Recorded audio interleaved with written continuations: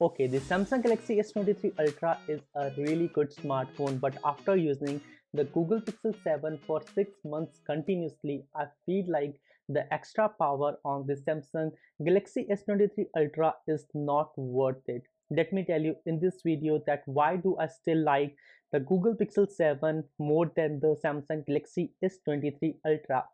I will start with the strengths on the Google Pixel 7, and the number one thing that I want to talk about is the voice typing feature on this Samsung Galaxy S23 Ultra. Now I want to compare it with the Google Pixel 7, and let me tell you one thing. The speaking with Google Assistant feature on the Google Pixel 7 was a really good one, and even Google improved this feature with a faster voice typing, and it was still accurate. No matter how powerful the Samsung Galaxy S23 Ultra is, it is just not accurate. The voice typing feature on the Samsung Galaxy S23 Ultra does not make a lot of sense to me because all the time I tried it, it is just crappy and does not give me the correct output. Now on to the second thing that I really appreciate about the Google Pixel 7 is the Photo Unblur feature. And trust me, you only start to appreciate this feature when you start using it.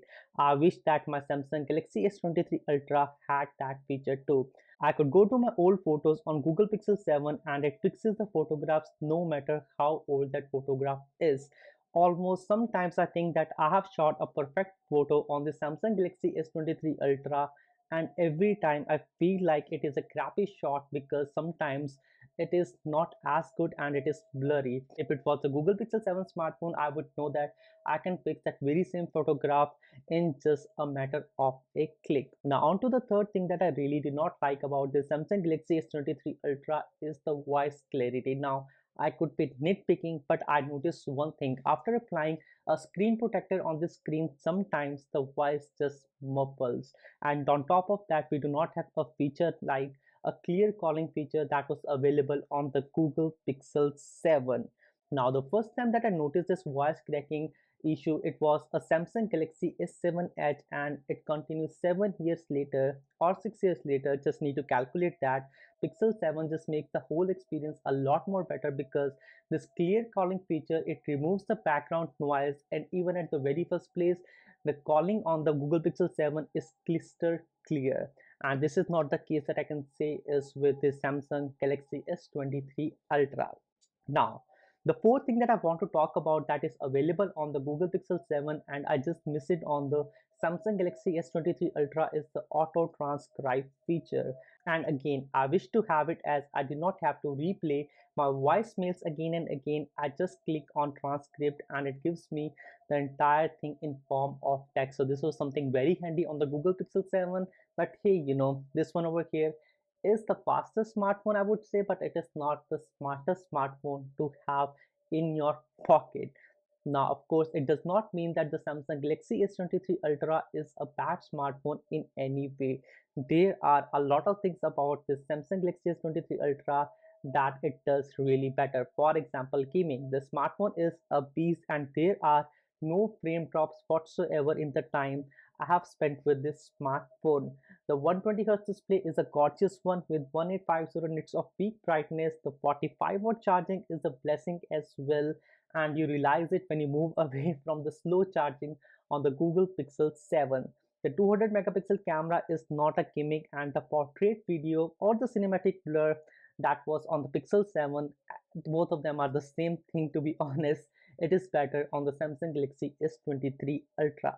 Yes, the Pixel 7 will give you more natural photographs and you can edit those photographs later on, but I really like the results from the Samsung Galaxy S23 Ultra because I'm used to all those punchy colors and all the processing that had been done by Samsung on this smartphone over here. Now, I do not want to go to the geek benchmarks as the Google G2 Tensor chip on the Pixel 7 is made basically for AI and not for performance. It shows the difference as technically the S23 Ultra is a faster phone with a Snapdragon Gen 2 made for Galaxy chip, but it is not built for AI.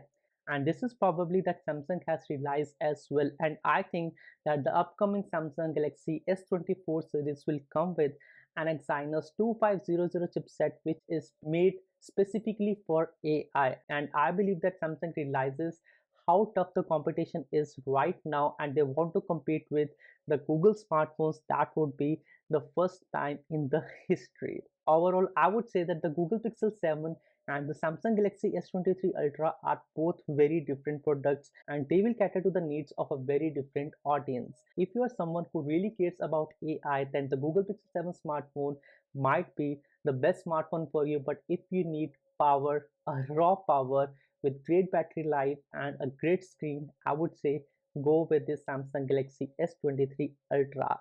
Both of the smartphones are better than their predecessors and I can recommend both of them right now.